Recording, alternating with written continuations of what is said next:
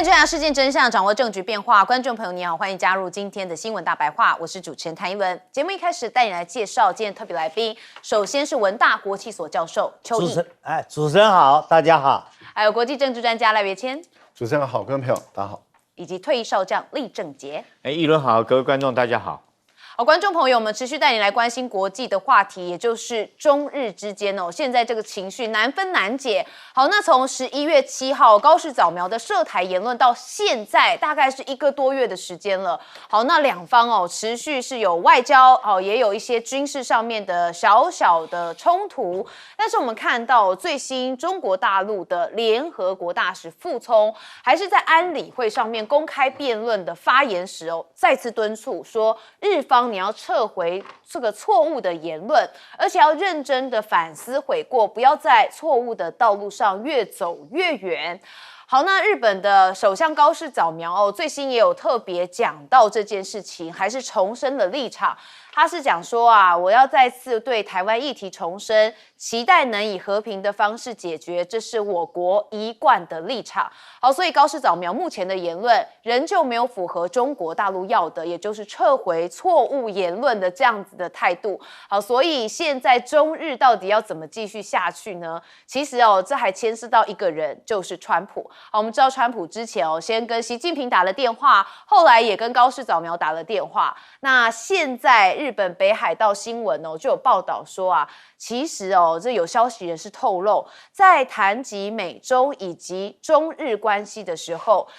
川普就曾经对高市早苗警告说别来添乱。好，这4个字就让高市在通话之后有这个首相官邸的消息人士说，他的情绪相当的低落。好，那当然现在整个看起来还是没有一个解决，也就是进入到了僵局。好，所以高市不是也才想说要跟川普来见面或是通话嘛？好，那中方对一个人也采取了反制措施，那这个人就叫做严其茂。好，我们看到中国大陆的外交部发言人郭家坤说了，多次向日方提出严正的交涉，而且对严其茂是采取反制的措施。他说严其茂非但不知悔改，反而变本加厉，甚至跟台独分裂势力沆瀣一气，一再勾连挑衅严重的违背了一中的原则。好，那我们看到日本的外务大臣茂木敏充也有特别再次的强调，引用的是1972年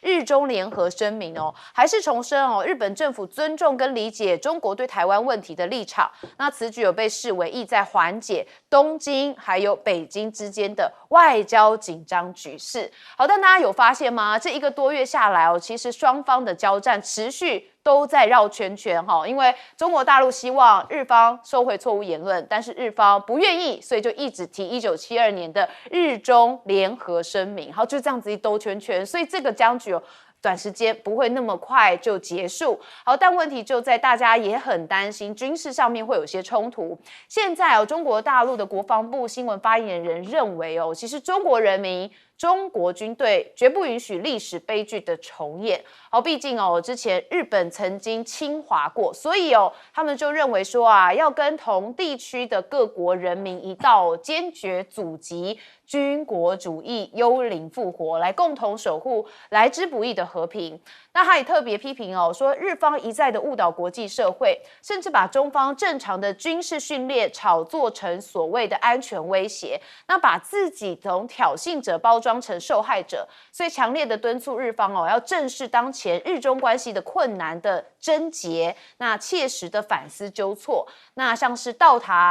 打一耙的卑劣行径跟政治操弄，其实都不可能得逞。好，那当然现在中国大陆的这个不满的情绪持续在高涨当中，日方呢，我们来看看日方怎么做。其实他们还是默默的在进行一些部署，好像是在与那国岛，他们部署了防空电子战部队。好，那这个部署反映日本在安全政策上面的思维，已经不再只有停留在广义的周边有事的概念，反而是针对在台海情势做出了一个前置性。好，那日本在防卫预算啊，还有在军事装备现代化，还有盟国协调的机制调整并非单一事件的反应，而是对长期区域态势的评估，逐步累积出来的一个政策的结果。好，那当然，现在中外专家也警告啊，日本它主动的调整军事战略，有可能就会走向的是穷兵黩武，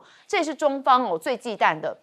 我们看到中国的国际问题研究员他是认为高市早苗上台之后，在强军扩武方面有一系列的这个举动都释放出了明确信号，那就是日本正在加速突破战后和平发展的路线，那突破军事领域的诸多禁区。那他们的核心概念就是在彻底颠覆专守防卫的原则，那推动日本成为具备军事打击能力的军事强国主义。好，所以现在整个中日的情绪持续高涨，我们看到最明显的就是熊猫了。好，熊猫现在就是一个很重要的节点，因为大家发现上野动物园的龙凤胎熊猫在下个月就要回到中国大陆了。好，那这是4岁的这个龙凤胎大熊猫，叫小小跟蕾蕾。好，明年1月25号就是最后一天的公开展出，那在1月底的时候就要送回中国大陆。那这是日本1972年跟中国建交以来首次出现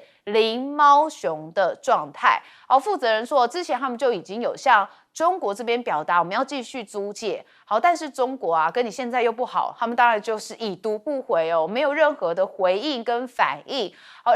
日本的官房长官则认为还是期待大熊猫能够继续展开交流。那透过这样的交流迄今为止也改善了日中两国的国民情感，也做出了贡献。好，所以你也看到有些中国大陆网友还是认为说大熊猫是我们的国宝不是随便借给充满仇恨国家那大熊猫是象征和平跟友谊。那本来这个租借就是要给这个友好的国家所以怎么可能会再借给你们呢？这个中国大陆网友是这样想的。好，那这海龟的熊猫有香香它很圈粉，那因为它在2023年就被送回中国大陆。好，日本的猫熊粉现在也追到了四川省那参与了这个熊猫团的日本民众说在香香住的地方感觉像到了上野，而且身边都是讲日文的人。好，那当然现在熊猫成为了中日外交的桥梁。好，不过看起来这一场两国的僵局恐怕是不是2-3年之内都没得解呢？我们先问邱毅委员。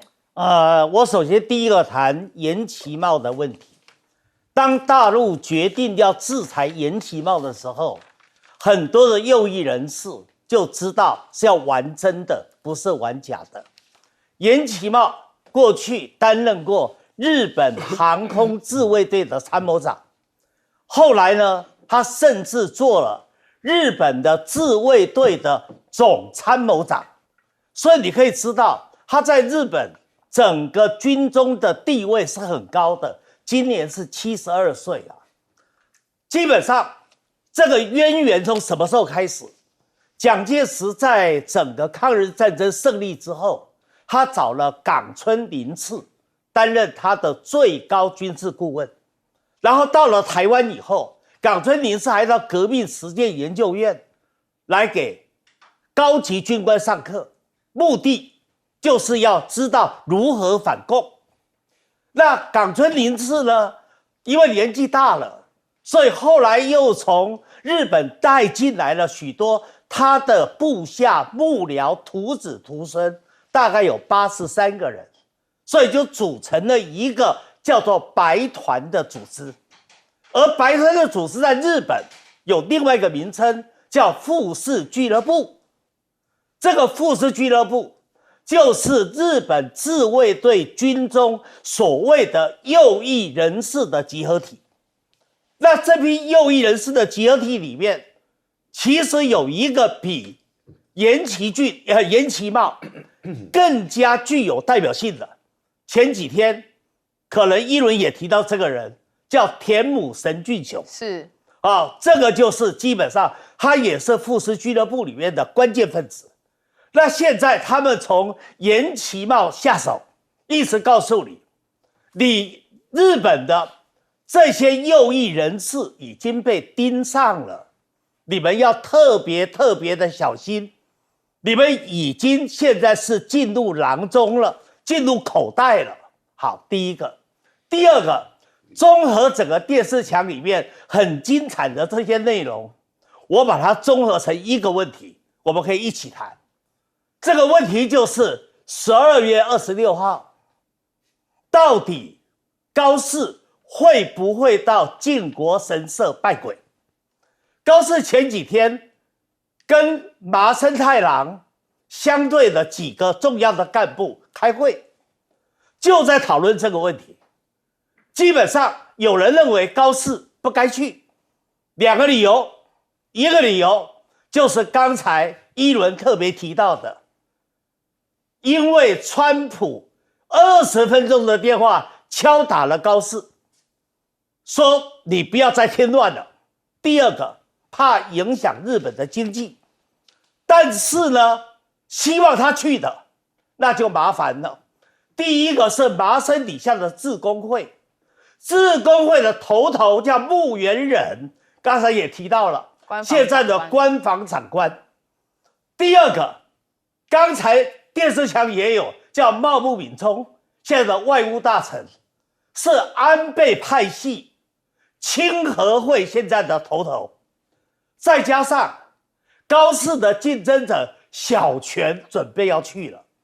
大家都知道吧？高市如果下台，接着上去的很可能就是小泉，所以小泉要去，木原忍要去，茂木敏充要去，这就给了高市很大的压力。是，所以我认为高市在12月26号。去靖国神社拜鬼的可能性是很高的。好，教授怎么看？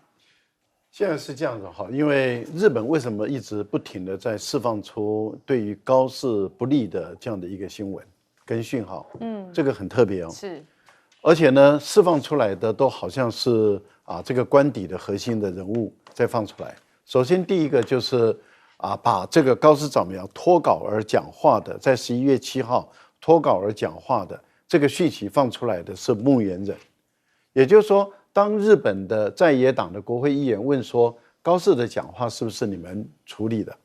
然后他说不是我们处理的，然后他就把他们为高市早苗所做的这些发言稿把它公布出来。其实这是不应该公布的，对，这不应该，但是他为什么要公布？那也就是说，他要强调一点。就是这是高市早苗他个人的意见，而且他们在之前还放出讯号说，他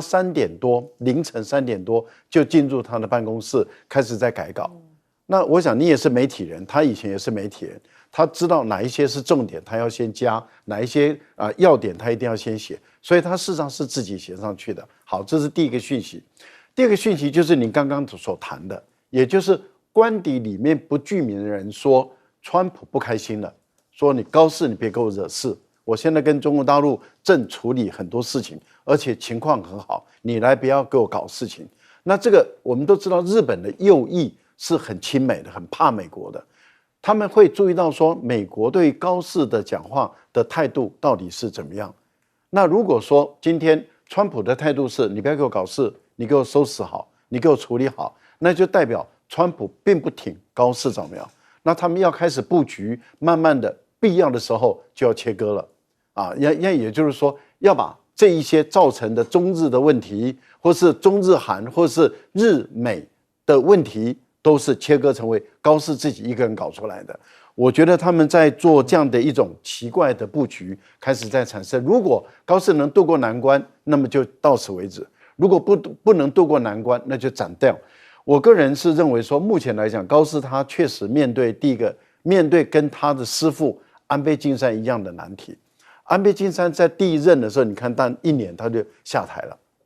很多事情没搞好，差几天，对不对？没几天他就下台了。现在的情况是，高市的情况如果熬不过去，那也有可能跟他的师父安倍晋三一样，1年不到，说不定就下台。或许日本的有一些分析家认为高市熬不到明年的年底。我补充一句话哈，是刚才赖教授提到一个重点了。刚才我提到了在麻生那边要高市去靖国神社拜鬼的木原忍、小泉跟茂木敏充，其实他们就在搞捧杀，他就让你高市去靖国神社拜鬼，惹出了更大的风波，添了更大的乱，那你高市就非得下台一鞠躬不可。好，将军。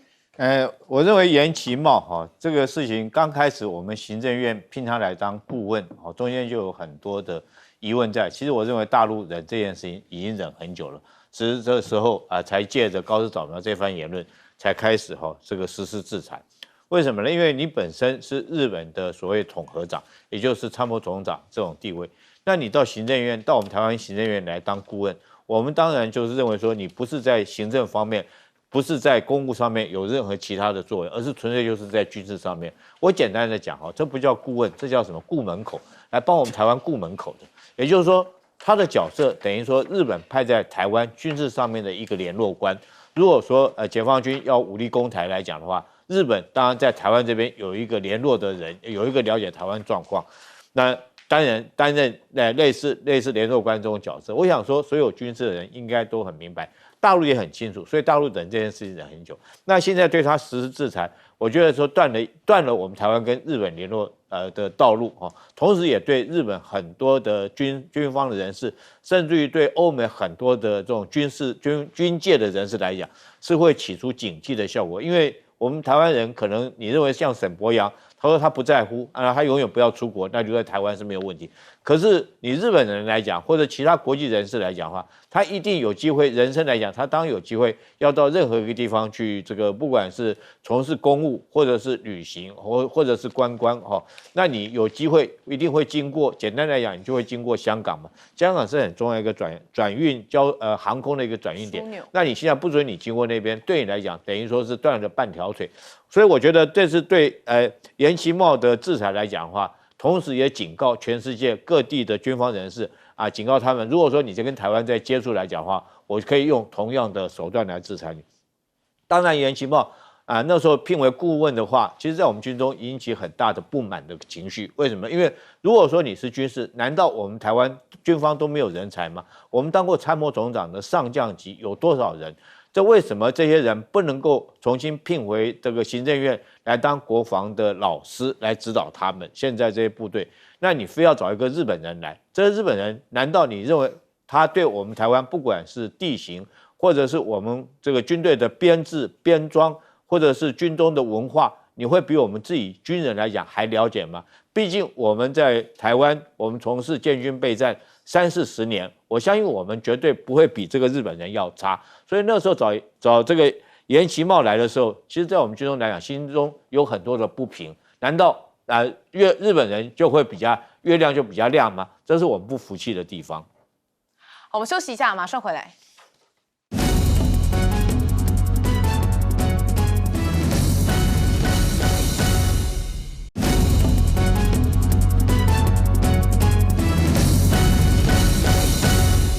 好，我们接着要把镜头转到东南亚这边也就是泰国跟柬埔寨现在还是没有停战的。好，我们来看到泰军的 F-16战机空袭他们深入到柬埔寨境内大约是70公里来轰炸，而且在吴哥窟，大家很熟知所在的一处省那一处的难民营里头附近来投炸弹。好，那泰国的陆军第一军区就说 F-16的空袭柬埔寨了一处炸药库，那泰军的无人机更释放了大量的有毒烟雾。那柬埔寨国防部则批评说泰军 F-16深入到境内空袭是公然的侵犯了国家的主权。当然柬军士兵也是猛烈的扫射，不过意外一只鸡是抢进。我们来看一下这画面这个是柬埔寨军方正在战壕训练当中，那士兵将 AK 步枪举过头顶，向外来这个猛烈扫射的时候，看到吗？这个战壕外意外出现了一只鸡它竟然无视枪声不慌不忙淡定的走过，仿佛战事跟他无关。好，但是因为这样的场景，因为这个落差太大因此很多这个蛮多人在网上也是关注这样的讯息，所以我们也给大家来看一下。好，但是战争还是很无情啦。你看泰军连日空袭有很多人死伤。那像是泰国就以维护国家安全为由，周日开始对部分边境口岸实施燃料跟军事装备出口的管制。那有超过100辆的运油车在接壤的这个边境检查站没有办法过境。好，同时下令在这个曼谷还有布吉等地的机场要加强对外国游客的筛查，说要防止雇佣兵来渗入。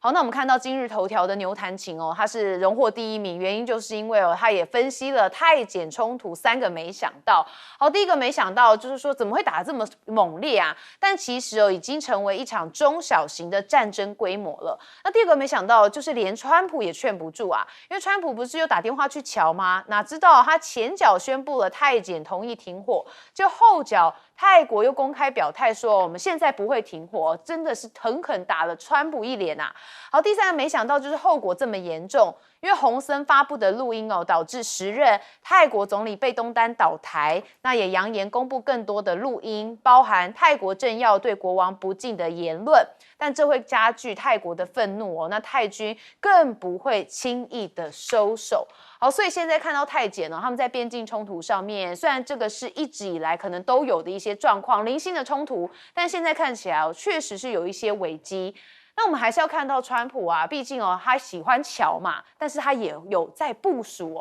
包含是印太还有南海。我们先看到美国媒体他们报道说，中国最近有在测试2款超大型的水下无人机，它们的航程达到1万海里以上，那足以直接威胁美西的主要港口。你看到包含西雅图、旧金山、洛杉矶等等。好，那这可能就会改变太平洋海战的格局，让北京拥有低风险、封锁或是布雷的选项。所以美国媒体报道这件事情，当然就是特别在讲说，中国现在对我们的威胁是蛮大的齁。好，那美国这边美军他们其实也有正在加速的扩充他们的无人侦察战力，而且在11月初就已经成立了第11无人巡逻中队。好，装备是 MQ-4C 的海神无人机，那重点就是部署在太平洋地区。那很多人就说美军的这个作为可以想见，应该也是针对中国大陆。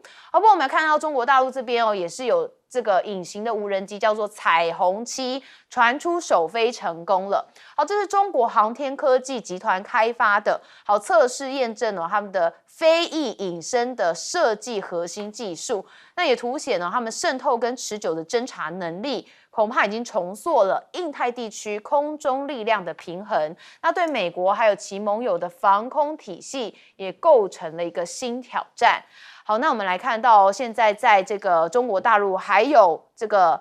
万吨的大驱到南海来训练。好，这个是遵义舰等组成的万吨大驱舰艇的编队他们到了南海展开舰炮对岸的射击训练。他们优化射击的方案，那也精简了指挥的流程，确保全时待战，随时能战。好，所以你可以看到现在就是像川普讲的 G2 嘛，这个军事上面2个国家也正在较劲当中。好，那这个中美非3方刚才讲到南海，我们就看他们在南海怎么较劲。其实在南海真的争端很多最新是中国海警局跟解放军南部战区在12号的时候，分别在南海的仙宾岛跟黄岩岛一带驱离了菲方的多批船只跟小型的飞机。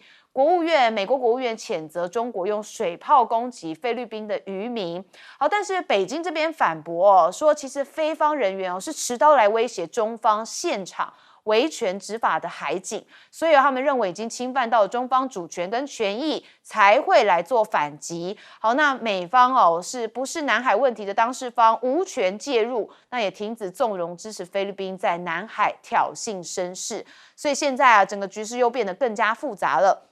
好，那这菲律宾的渔船遭到中国大陆喷水柱，酿成3伤。小马可是也说现在在南海的战略位置部署了船舰，也监看了海上的局势，就是要保护菲律宾渔民的人身安全。好，南海这个部分当然是一波未平一波又起啦。不过我们看到整个现在世界的局势，包含的是泰检现在也正面临了战争。我们先问邱毅委员。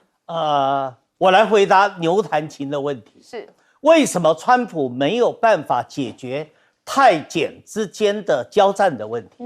道理很简单嘛，因为泰检的交战这一次是第二波，第一波的时候，它除了边境之间的战争以外，它已经牵扯到最后使泰国的总理贝东丹下台，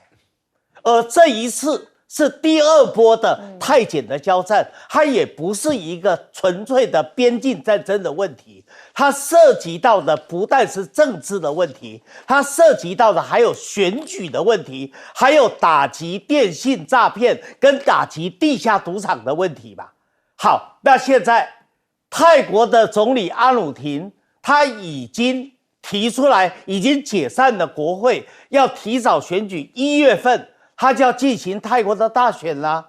那现在阿努廷所领导的自豪泰党，他在整个国会里面，他只有69席呀，他是个非常不稳定的内阁，所以他必须要靠一场能够激发民族情感、激发民族主义的一场战争来拉抬他的声势嘛。然后在声势里面，他才有机会能够扩大他自豪泰党的席位，他才能成为稳定的内阁。而这个时候，公主复仇记也来啦，贝东丹所领导的维泰党，这时候也要复仇啊。维泰党现在有132席，他计划要增加到200席，他也要靠着这一次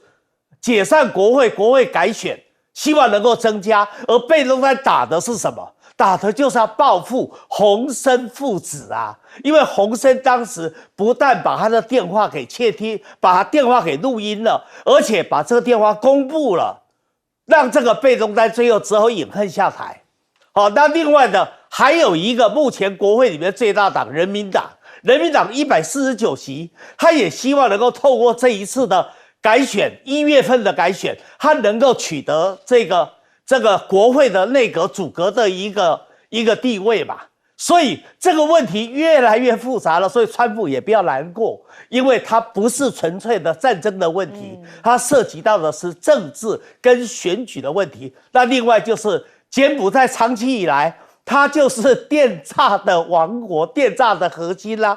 那另外的它的地下赌场也已经影响到泰国的经济、跟泰国的治安、跟泰国的安全，所以这时候透过了泰检交战，也等于去打击了影响到泰国发展的一个电信诈骗跟这个地下赌场，所以大家都在往这一块大饼上面，希望能够让自己加分，在未来的国会选举里面能够取得稳定的组阁的地位。所以当然这个战争川普没有能力让它停下来了。好，将军怎么看？我刚刚看到那一段攻击的相片哈，其实我很多的感慨。我们前一阵子哈，这个苗博雅或者是这个沈伯洋一直用想象战场的情况，其实这个场面哈，我以前也做过这种场面哈，都在外岛两岸之间彼此还在互相单打双不打的年代。那时候我们在外岛，那一年我在一个外岛的外岛，在一个小离岛上面。其实有一天晚上月黑风高哈，就听到那时候有水鬼互相摸来摸去的，那时候真的是两岸之间水鬼，然后就听到这个岸边那边有人在讲话的声音，你知道？那时候大家紧张，吓得要死，紧张害怕，不要以为说是打仗很生硬，我拿个步枪什么瞄准啊什么，没有。我们那时候也是做这种动作，大家你看我看你，最后把枪举过头顶，然后就这样扣扳机，嘣嘣嘣嘣嘣，用枪声把这个水鬼给他吓走哈。那另外讲到那只公鸡，你不要看这只公鸡很有故事可以讲。你知道在大胆岛上面现在有一个神鸡碑，这神仙的神，公鸡的鸡，那是纪念一只母鸡哈，还给它做一个碑在那个地方。各位如果有机会去大胆去旅游的话，你就看到有一个神鸡哈，这个碑在那边。为什么呢？那只母鸡哦，传说中在83炮战期间。那解放军的炮弹只要一打过来，那只母鸡打之前，那只母鸡就会到处跑，到处叫。他一看那只母鸡在叫，就知道炮弹要打过来，赶快找地方掩蔽。后来那只母鸡就去世了嘛。去世以后，那官兵就把它建一个碑在那个地方，到现在那个碑还在哈。如果说各位有机会去旅游的话，可以看一下。最后我讲一下泰检目前打的状况怎么样？我用一张照片给各位看一下啊。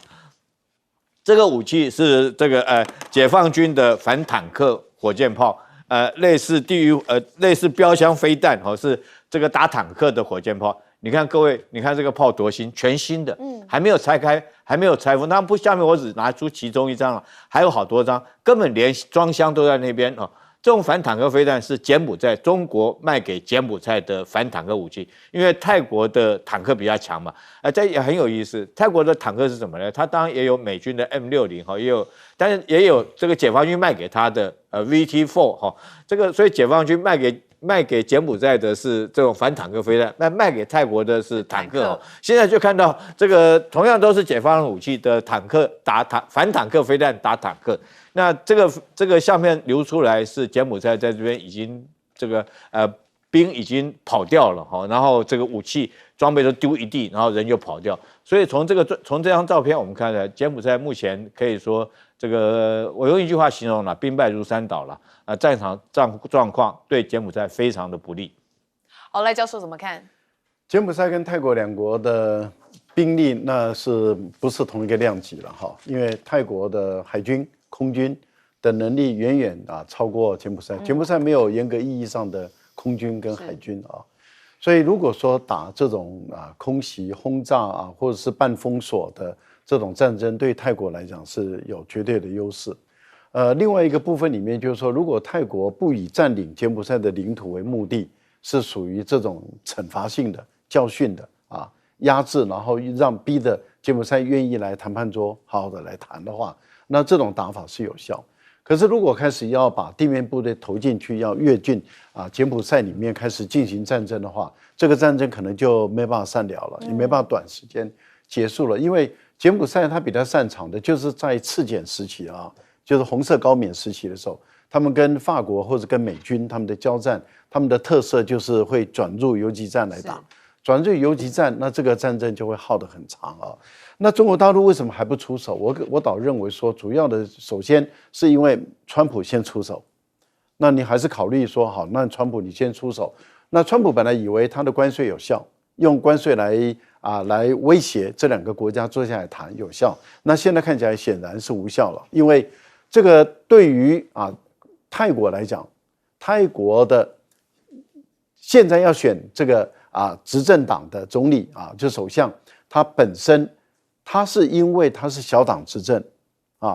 那小党执政怎么办？他跟太皇说要解散国会重选，那重选你想想看，对于他来说，他一定要打好这场战争，对他来讲才会有利。所以在选举没有结束前，他不可能轻易的就不打了。所以我个人觉得，目前来讲还真的是有可能给他们打一阵子，然后打到双方都有点累了，然后也都觉得说好吧，愿意来谈，再进来谈。美国处理不好，中国大陆才会出手。所以这样子要打到1月所以大家还要持续的关注后续的发展。我们休息一下，马上回来。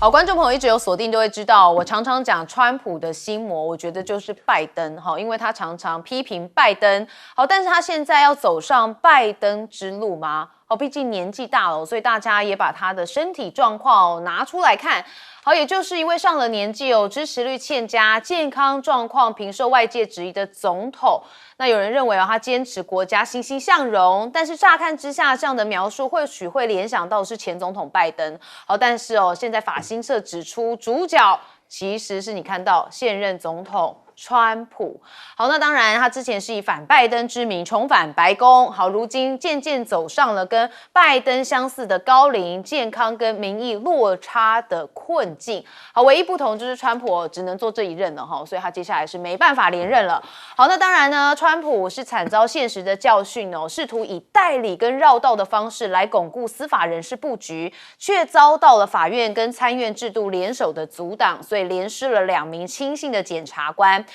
所以也凸显他权力扩张的一个现实边界。好，不过我们也看到了美国的经济部分哦，其实这也是他们的内政问题。那美国有68%的民众认为经济很差，那有40%的人认为哦，明年可能会更糟。那川普就承认啊，这其中的选举恐怕会挫败。好，那这挫败之后呢，这个川普应该是自己有感觉，所以他就讲了一段话。他说，即便是那些执政非常成功的美国总统，都曾在其中的选举当中遭遇挫败，所以我们拭目以待会发生什么。我们应该会赢，但你知道 ，you know 哈，但这个从经济统计角度来看哦，赢得其中选举是非常困难的事情。好，是不是先打了一个预防针哦？先跟大家来做，这个如果明年其中选举，其实大家都一样啦，有这种感觉。好，那当然，川普2.0的关税，大家好奇到底进账多少钱呢？蛮多的，超过了2000万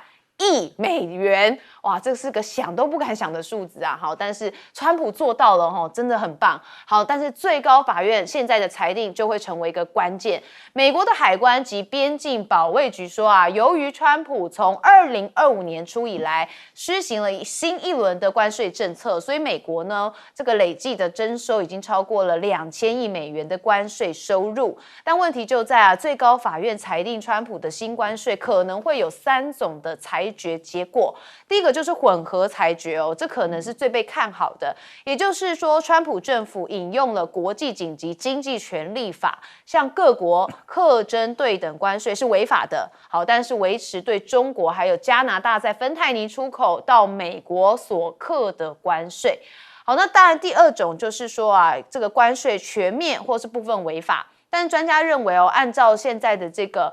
国际紧急经济权利法执行的关税，不管是全部或是部分违法，进口商的焦点还是会把它放在已经支付的关税能不能退还。好，那再来第3种就是关税全面的合法化，但是被认为几率比较低，也就是推翻之前下级法院认定的川普未滥权。好，所以这3种的部分哦，目前哦大家也很关注，那川普自然也是非常关注啦。好，那当然现在川普的政府直接入股关键的产业，要强化美国的战略供应链。他正在调整他们的产业政策方向，希望以直接入股的方式来强化关键矿物跟半导体等战略产业的供应链安全。那主要就是要降低中国大陆对他们的依赖。好，那中国的稀土刚崛起，也影响美军的 F-35供应。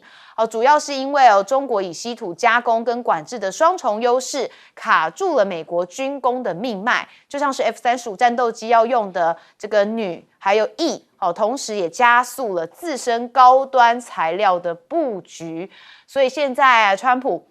被掐脖子之外，他第一个方法当然是先跟中国大陆保持一个友好的距离嘛，所以接下来还要在这个强化自身的这个供应链。但是啊，这个 AI 啊，其实也是一个很重要的一个指标，所以呢，这个川普政府也推出了美国科技部队的计划，他们要招募的是1000名的工程师跟技术专家，那要希望能这个分配到一个政府机构内部的职位。但问题就在啊，其实这个中国大陆的这个 AI 也蛮厉害的尤其是曾经风靡的个扫地机器人它的制造商 iRobot 在中汽低价竞争那亚马逊交易破局跟关税夹击之下资金断裂，所以最后是被中国制造伙伴给收购，走向了私有化。好，那广东的 AI 跟机器人产业则是居陆第一他们正在以 AI Plus 制造的模式加速来迈进。好，那广东省工业跟信息化的这个总经济师则说，现在广东就是在推进要形成一个链式改造的模式，打造超过400个数字化转型的标杆，也要推动5万家规模以上的这个工业企业的数字化转型。好，所以中国大陆在这部分的野心会很大，他知道这是未来的趋势。好，我们先问邱毅委员。所以说人要厚道一点。当时拜登做总统的时候，你看川普怎么酸他的。那川普自己虽然身体的体质很好，但是人总是会老嘛。现在川普开始也有所谓的老人痴呆症的现象，也开始出现了。人是逃不过岁月这个杀猪刀的。是。那接下去啊，我要谈到的就是川普希望做很多事，他希望权力很大，他认为他最行，所以他希望大权一把抓。可是他现在连要任命2位联邦的检察官，他都会踢到铁板。你想想看，明年的5月15号，联准会的主席鲍威尔任期将届，川普一直想换掉他，而且希望赶快换掉他，因为明年有中期选举啊。他当然希望说，最好能够过了明年2026年就把鲍威尔换掉。可是你想想看，那么容易吗？连要任命个联邦检察官都踢到铁板，要换掉联准会的主席，那么容易呀？笃定会产生很多的抗拒。而事实上，到了5月15号，你真的换得了鲍威尔吗？而你换上去的新的联准会的主席，真的会完全听你的话？美国现在经济确实不好，美国现在经济在川普的看法，他认为联准会要大幅度的降息，要降得快一点，要降的幅度大一点。可是就联准会，它主要的目的是2个啊，一个是要维持物价的稳定，不能发生通膨；第二个要维持币值的稳定，不能让美元过度的贬值。另外还有个美债的问题啊。所以在这种情况之下，联准会不管换哪些董事，或者联准会换哪一位主席，他都必须遵循所谓的货币金融的原则来做吧。他不可能像听你川普的话，变成政治的工具吧。所以现在川普确实是一个头2个大。他为什么去敲打高市，说你不要再添乱了？因为他现在正需要中国大陆的时候，他希望明年4月到中国大陆能够很风光，带回来大批的订单，能够帮美国的经济能够打开出路。所以他现在很不希望高市因为中日之间的纷争，把他现在正在往一个好转的路上迈进的中美关系给破坏掉了。好，赖教授怎么看？确实，美国、整个欧洲还有日本等这些 G7 为工业化的这种强大的经济体，它的经济状况真的很糟，是，而且很糟很糟。我的女儿在巴黎，他们都说这个实在是物价涨到不行，人民生活真的是很辛苦啊。那经济这么糟的情形下，当然要解决问题。美国的经济也出了很大的问题，但是问题就在于美国的物价高，可是联准会一看你物价一直没有下来，他怎么肯降息？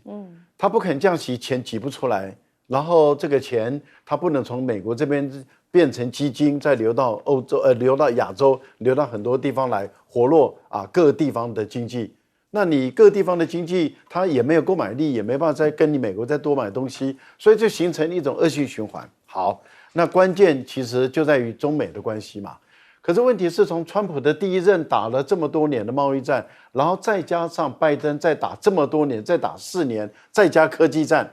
然后你现在川普上来了以后，他刚开始也想再打关税战，可是事实上我觉得经过这6、7年，快到8年的折腾，其实对美国人来讲，他知道屈服不了中国，中国不可能屈服。那屈服不了中国，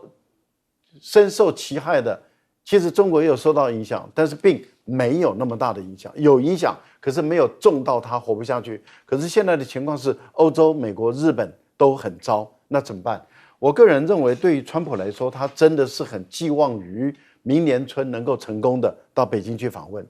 可是问题就在于，你北京去访问，你要给中国大陆带来什么礼物？你去访问，你要先带礼物给人家嘛，然后习近平在回访的时候再带礼物给你，那这样的话双方才会好，这是第一个。那你最好的礼物就是把关税，你把关税降到 WTO 的规定，那就是最好的礼物了。也就是我遵守 WTO 的规定，但只对你中国。那这样的话，美国的盟国都变成这个猪头了，也就是说，跟美国有签贸易协定的国家，全部都变成大猪头。是。那也就是说，中国大陆假设跟美国的关税回到正常，那大陆的产品进入美国一定是便宜了。一定便宜的话，你想想看，物价当然就会往下降，往下降，联准会就有一个底气，说我可以降息了。那这样的话，美国的债务也不会那么负担，不会那么的大，然后很多的钱就会从银行里面放出来了。那这样的情形，美国的经济活络了，亚洲的经济也开始慢慢活起来。或许如果赶得好、赶得快、赶得急，或许到明年年底这个期中选举的时候还能救川普一命。如果你没有处理好，那这条命可能都救不到了。为什么？因为你如果没有处理好，中国大陆为什么还要再继续帮你那3个红色州？那如果中国大陆不帮你3个红色州，如果那个州他的选票跑掉了，对川普来讲，如果真的面临迫压，对他绝对不会是一件好事。所以我个人认为，目前来看的话，中美的关系向好的可能性已经越来越可能，的几率越来越高了。可是问题就在于，一定还是有人不希望看到好的嘛，那就看这个各方的角力中，最后川普自己本身要拍板定案，要做决定，要下决心。但是问题就在于不要再翻来覆去了。本来4、5年前的海湖庄园，习近平到美国的访问那是成功的，双方也达成了很好的协议。就是后来川普受不了人家的冷嘲热讽，他就撕掉了。这一撕掉就坏了中美的关系。我觉得川普不要再犯同样的问题，事情就好解决。好，但是我个人认为，川普一定会再犯一样的问题啊。将军怎么看？哎，对，我觉得议伦讲的我很认同。2个礼拜以前，这个川普主持一场他们内阁会议，这场内阁会议大概美国政府里面重要的部会首长都到了，包括鲁特尼特、卢比奥还有这个赫格塞斯贝森特都在场。那第一个是鲁特尼特出来发言，他大力的赞扬川普，讲阿谀奉承很多话，结果没想到川普听了以后没什么反应。那紧接着第二个发言的叫卢比奥，他没有反应，他讲笑话给大家听，就在场的人所有人都笑了，只有一个人没笑，川普没笑。大家好奇这么好听的笑话怎么川普没笑？再一看他睡着了他打瞌睡已经睡着，所以他没有听到那个笑话。但我讲这个就是我们老了以后都有一个现象就是有一句俗话讲叫做躺着睡不着，这个坐着睡不醒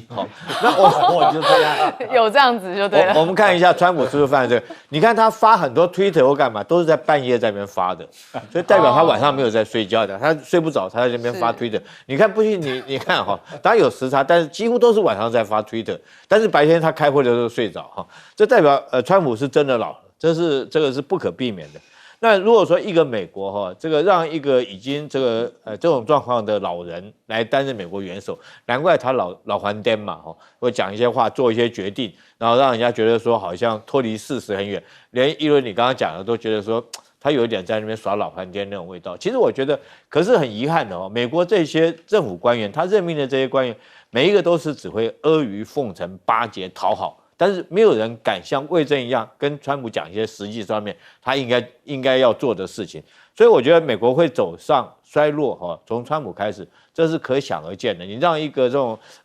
这么老的人又刚愎自用，那旁边的这些又是一些佞臣，又不敢跟他讲实话。这第一个，第二个，我们看一下，这次我们讲说中国对美国管制稀土，我们标题上面写的这种 F-35确实是难产，一架 F-35要用到414公斤的稀土。那除了说是 F-35这款战机之外，包括美国所有的武器，几乎光稀土全部卡断掉。维吉尼亚级的军舰，一艘核潜舰，它现在不是奥克斯要帮澳洲舰吗？也要帮韩国做这个维吉尼亚级的潜舰，它一艘潜舰要用到4.6吨的稀土。那中国现在说对美国虽然说开放，但是你是商用民用，对你开放，你军用来讲我还是管制